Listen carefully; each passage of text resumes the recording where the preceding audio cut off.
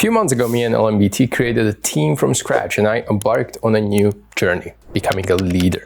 As it was my first time, I went into it blind, but there aren't really any resources about leading in CS, and the only thing you can really find is strategies and defaults. But that just covers a fraction of what is really important.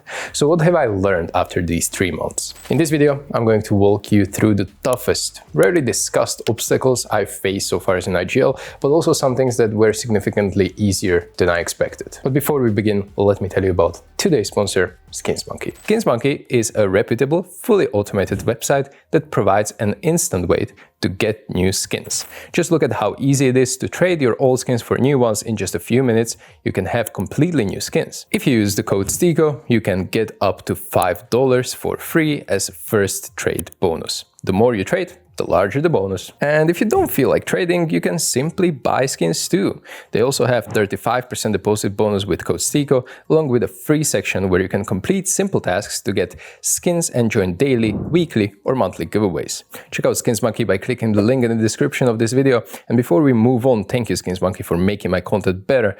But now it's time to continue. The most difficult thing I learned so far is how to give everyone in the team power to make decisions without bringing too much chaos into the team. What I mean by this is that you can't play perfect Counter-Strike. Sometimes some players want to play faster, more aggressive, while others would rather play more steady, without crazy pace and in setups.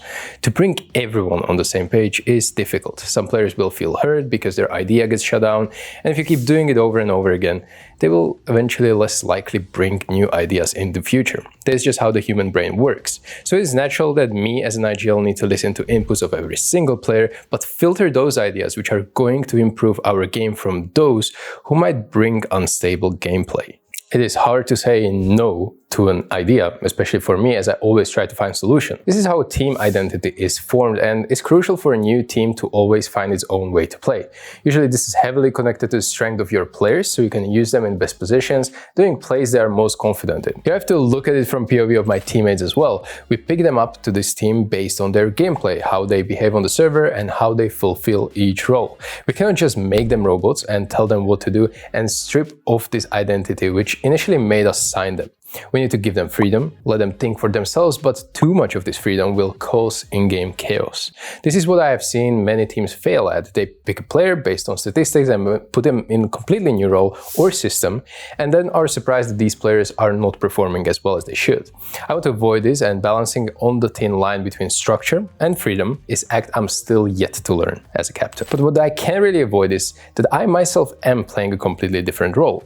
If you follow my channel for a while, you know that before I took a role of leader, I used to be an anchor, lurker and sportive element of any team I played for. I was into aim training, I shared my routines, how I practice, and I kept track of what works for me.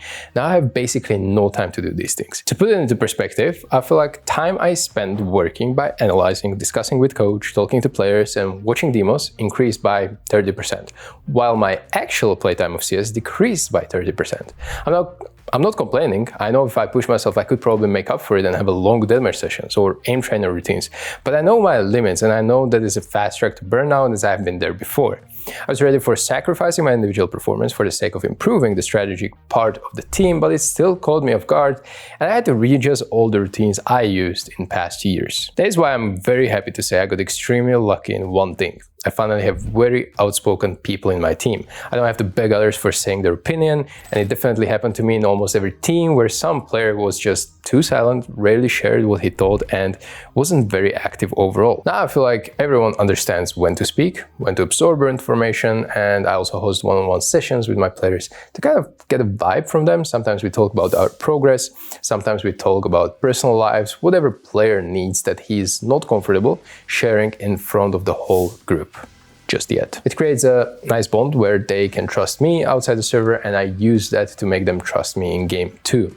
I care about my players, about our coach, and this human-like approach is so far looking like a correct way to build a productive atmosphere in the team. Sure, we have fights, we have arguments, it is normal, and we compete, and sometimes losing create bad emotions where people act or say things without too much thinking, and I like that, honestly.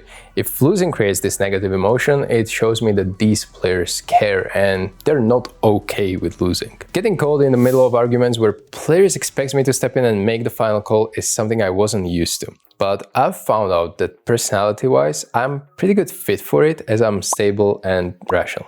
I'm not neurotic and my actions are never driven by my emotions. Over my career, I've learned the value of starting difficult conversations, primarily using the emptied backpack sessions, which creates this psychological safety where people are comfortable giving and taking constructive criticism. If you don't know what the hell I'm talking about, here are the videos and resources which you will find very helpful as I covered it in this channel. Another thing that helps us is that I became this emotional middleman between teammates. When they raise an issue, they come to me and we talk about it. And sometimes we find a solution right away. Sometimes they just seek validation and my opinion, and then I suggest if they should speak about it in front of the whole team. Overall, this is a nice way. As I said before, it shows they trust me, but for me it can be a bit draining. So in ideal world, we should be able to immediately speak up in front of the whole group when time is right.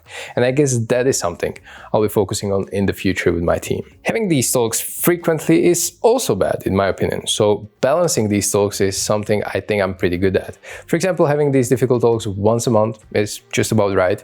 Doing it more often would not yield much result, and we're still a young team, so 1 hour spent on an empty server going over our gameplay is usually way more productive compared to 1 hour team talk. It might change as the team grows, so let's see what the future holds. But it's not all of my personality traits are good for leading. I think I struggled with my entire life due to just my nature. I often can't really find a solution to problems immediately, which is unfortunate for situations where the solution has to be found fast. It is a counter to what I mentioned just a while ago, where I do rational decisions, so it seems like I'm unable to make decisions while emotions are still running high after a win or a loss. Also, I'm not that good or comfortable at thriving in chaos.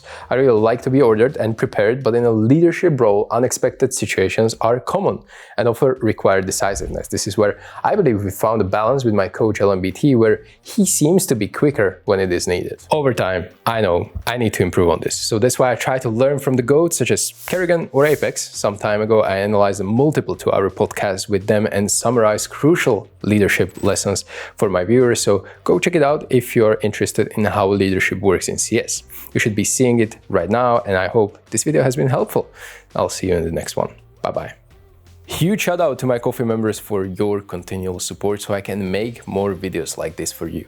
Their name is on the screen right now, and if you want to appear here too, check out my coffee page where you can gain tons of cool and exclusive perks at various tiers of membership. And when I say they're cool, I mean it. Give it a look, it's worth it.